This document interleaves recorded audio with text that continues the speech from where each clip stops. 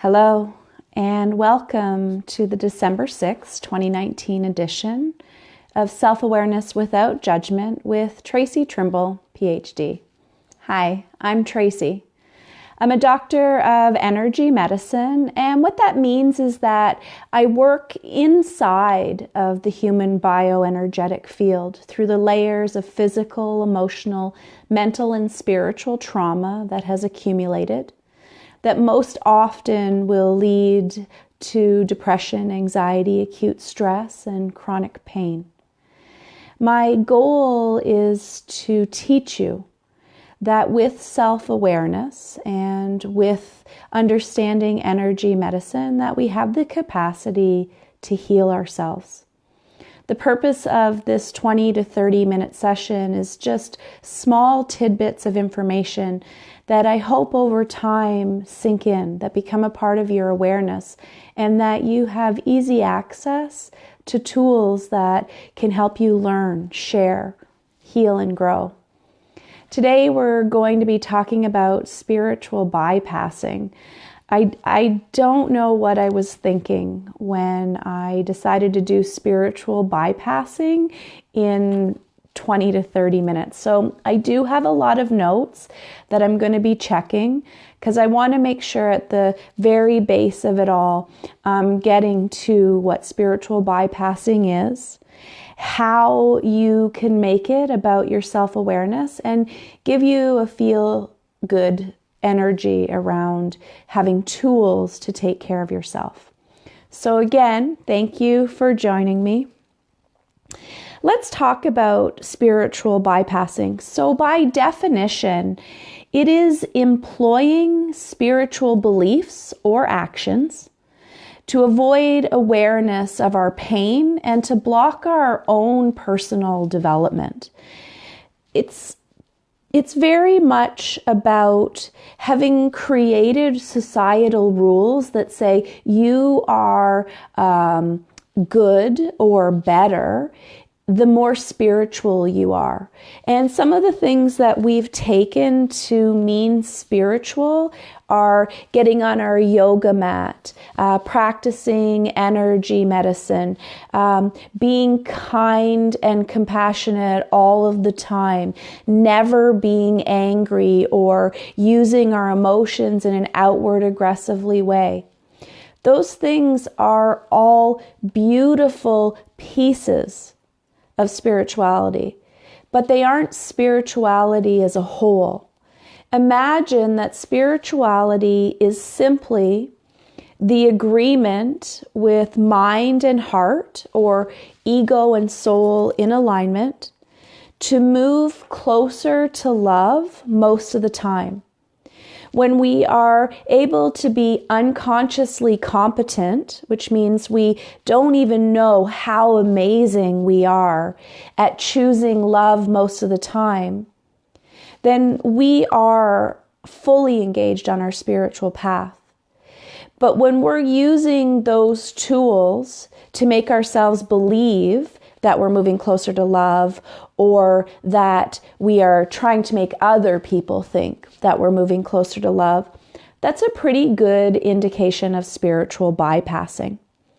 Some of the things that are exhibited clearly when we are spiritually bypassing is that we are very afraid to look at the past in terms of giving us information. Now, I want to be very clear that I am a huge advocate of we don't have to go back into the past, get stuck there to fix things.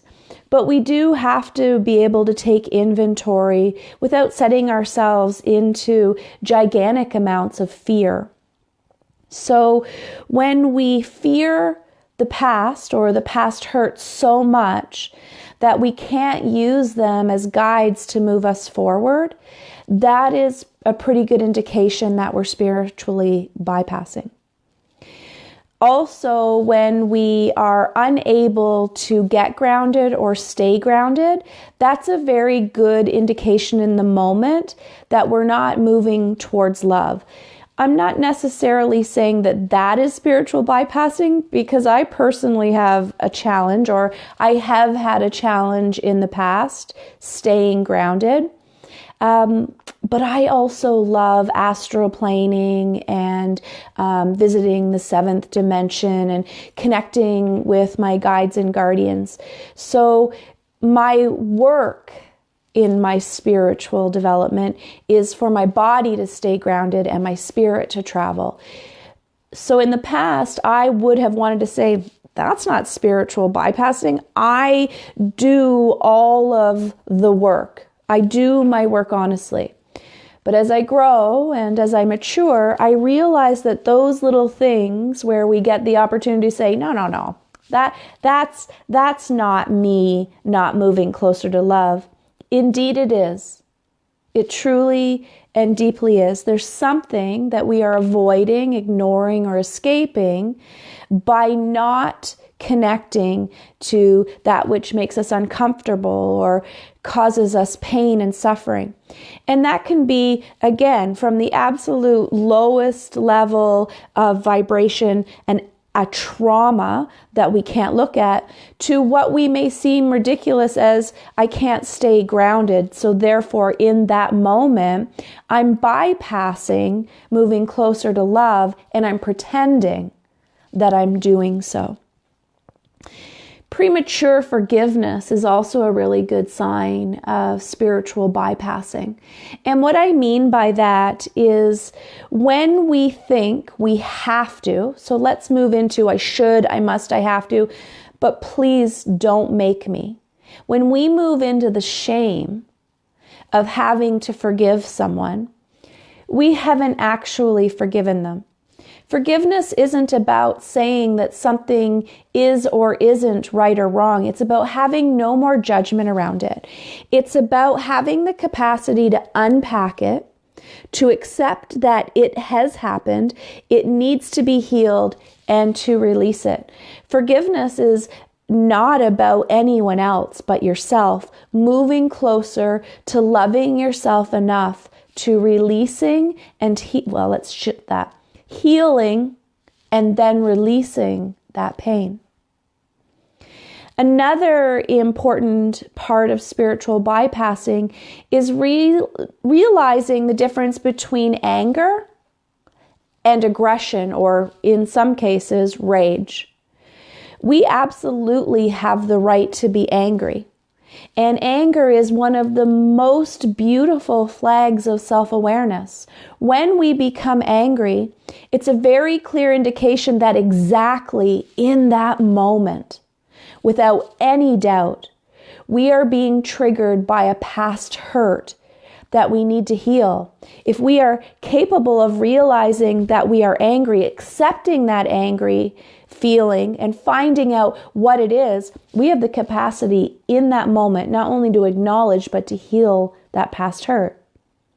But when we get angry and we shame ourselves for that and we put it behind us, or we go into aggression or rage, we are spiritually bypassing. We are not moving closer to love. We're moving closer to fear. And we're doing that without awareness. In addition, there are an abundant amount of indicators of self-awareness opportunities when it comes to spiritual bypassing. But we don't have a lot of time to go through those. So what I'd like to recommend to you is a really amazing book by Robert Augustus Masters. It's called Spiritual Bypassing, and its tagline is when spirituality disconnects us from what really matters. And it's about learning to recognize and transform the obstacles that keep us from living life fully. This is the cover of the book. It is really powerful, and I believe that he writes it from a place without judgment or criticism. But I also think he's harsh enough that when some of his words hit us, it's really evident that we have been spiritually bypassing. But we also have the power in that moment to go, yeah, I'm going to move through that with love and with trust that I was just triggered by something. What I think some of the most potent forms of bypassing spirituality is when we are evidently doing all this work and we are healing and we are growing, but we move into a space of criticism and judgment as though because we're able to do this work, we're better than someone who isn't doing the work.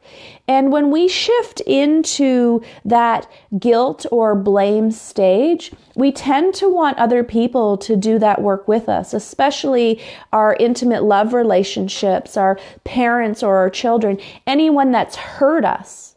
We want them to do their work too. And it doesn't work like that. Spirituality moves at its own pace for every individual. And it's very important that while you're on your spiritual journey, to be aware of your spiritual bypassing, that you stay where you're at. You're more than welcome to meet others where they're at for short periods of time so that you remain connected to those you love. But please don't force them to be where you're at, and do not get stuck where they're at. This is a very powerful way to start realizing that all of your spiritual work is an inside job. It's about releasing yourself from worry. Again, if you've seen any of my other episodes, worry is a projection too far into the future where we get stuck in something that hasn't even been created, so much so that we create energy and we start manifesting those fears. Whereas anger is a projection way too far in the past. We get stuck into the hurts. And when we go to those two places, the lowest, deepest levels of fear, we find it very easy to spiritually bypass because we start navigating the outside world fully. Instead of allowing our ego to mature, to grow, and to navigate the outside world with purpose, but also allow our soul to thrive, to remember why we're here, and to navigate the inner traumas, to heal them, to release them. This becomes very evident when we get trapped into avoid, ignore, and escape. If in the present moment you are entrapped in, I'll deal with that later. I don't want to look at it. It isn't being presented to you in this moment for no reason. It's an ideal opportunity to learn. So gift yourself permission to shorten the time period between being aware that you're being triggered, discovering what it is, healing that, releasing it, and moving closer to love. Spiritual bypassing, or the awareness of not spiritually bypassing, is about getting right with your own self. And what I'm about to say may be controversial, but if we can embody this in the most mature, kind, and compassionate way possible, it will change everything. It is time for you to release the shame of the implication of selfishness. You are absolutely the most important person on this planet to and for your own self. If you can't get right with yourself, you cannot heal. It doesn't matter what tools you engage in. It doesn't matter what forms of energy medicine, Western medicine, even Eastern medicine that you employ. If you don't have the capacity to be the most important thing on this planet for yourself, you're causing more harm and suffering because you're simply stuck in fear. This is a really good indication that we have disconnected from what really matters. If we don't know who we are, if we don't know how we do who we are well, and we don't choose ourselves first, then what is it that we're creating? We're creating an example that it is acceptable to flounder and to flail.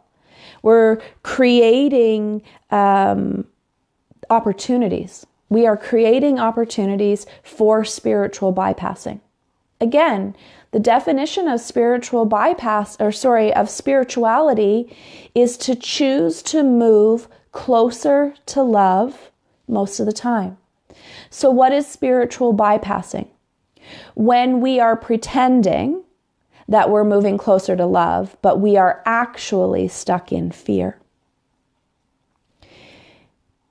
We don't dabble in spirituality. There isn't 77 different spaces in between love and fear. There's no gap. There is simply either love or fear. We don't dabble in that. Find your tools.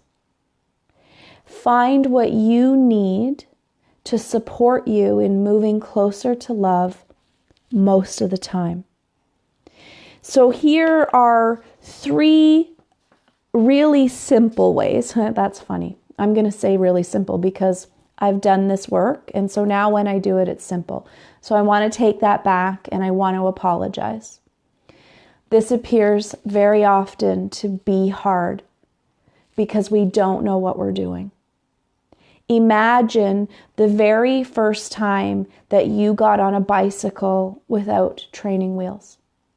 Imagine how terrifying that was. Remember how difficult it was to balance and how you weren't sure. But also remember the moment that you did it, how riding a bicycle was effortless. It was simple. You actually didn't even need to think about it anymore. That's what I'm talking about when I say simple. So again, I apologize if you're at the place of training wheels, but I'm also reminding you that when you take those training wheels off, that it is simple. Here are some of those ways. Choose to no longer turn away from or avoid pain. When we become more aware, we'll realize that pain comes to us like this. But if we don't hear that, it comes to us like this. If we don't hear it, it comes to us like that. And if we don't hear it, it knocks us on our ass. Hear the pain as it whispers, so that you're not avoiding it. Ask it, what does that mean? Please stop asking why. Why attracts more of the like energy? What attracts ideas? What does this mean? Give yourself permission to realize that there are areas in your life and there are very specific ways that we numb ourselves, that we use as excuses just to shut the world off. There is a vast array of them that range from an apparent 0 degree of trauma to a significant degree of trauma. It can be as much as substance abuse. We can be abusing chocolate or coffee that we suggest to ourselves is causing very little harm. or we could be doing extremely heavy drugs that we know are causing us harm, but they're all that work to numb us. But we can be doing other things, disconnecting, isolating, and feeling alone, not communicating with ourselves or others, watching 8, 10, 12 hours of television, avoiding what needs to get done in our lives in order for us to move forward. But also projecting.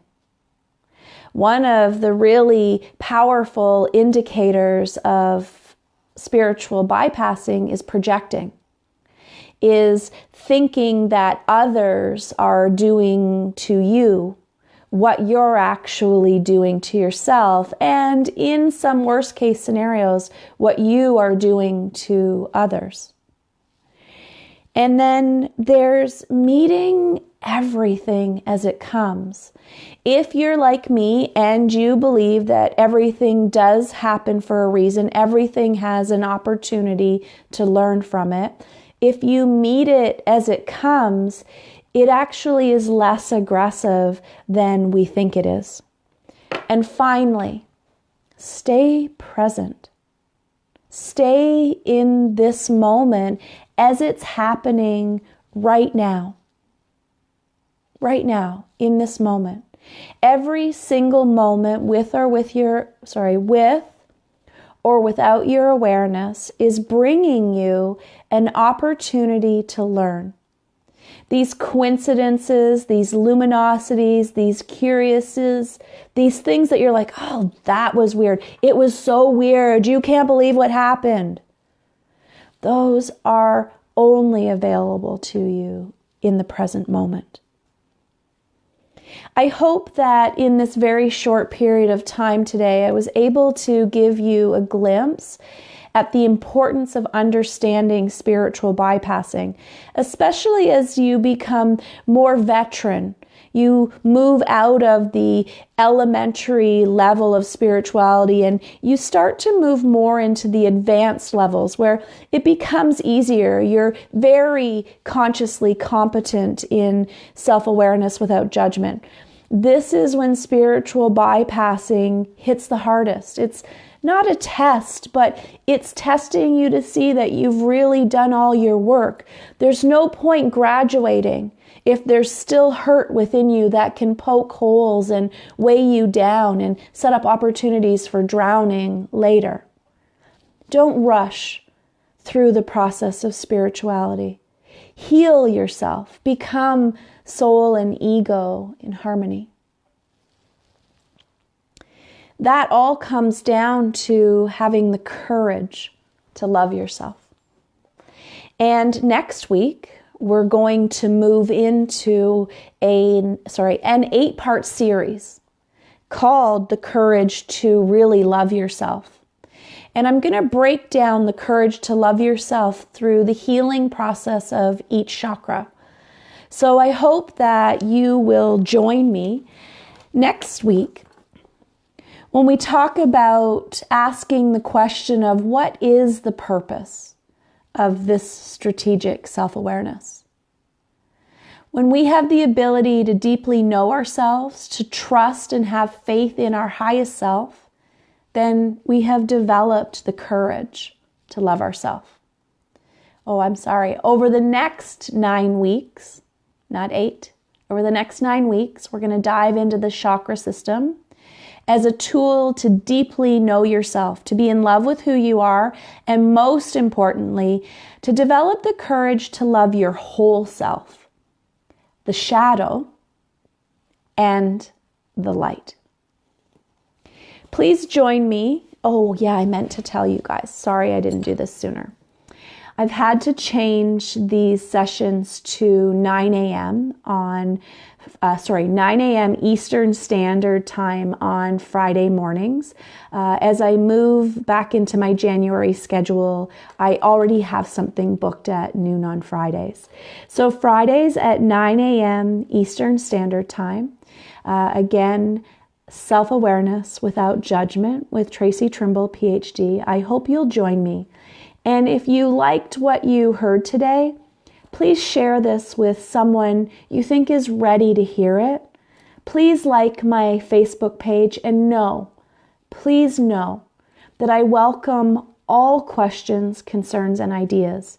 Email is usually the best way to reach me. I will get back to you as quickly as possible. I work Mondays, Tuesdays, and Thursdays, 9 a.m. to 9 p.m., and Fridays from 9 to 4. So please be patient if I don't get back to you right away. Send your first name, last name, and date of birth, and I'll connect to your specific energy, answering your question from your soul and ego's point of view. Again, I'm so grateful to have this forum, having you join me live or checking it out later. Have the most amazing week ahead, and we'll see you next Friday at 9 a.m. Eastern Standard Time. Have a great day.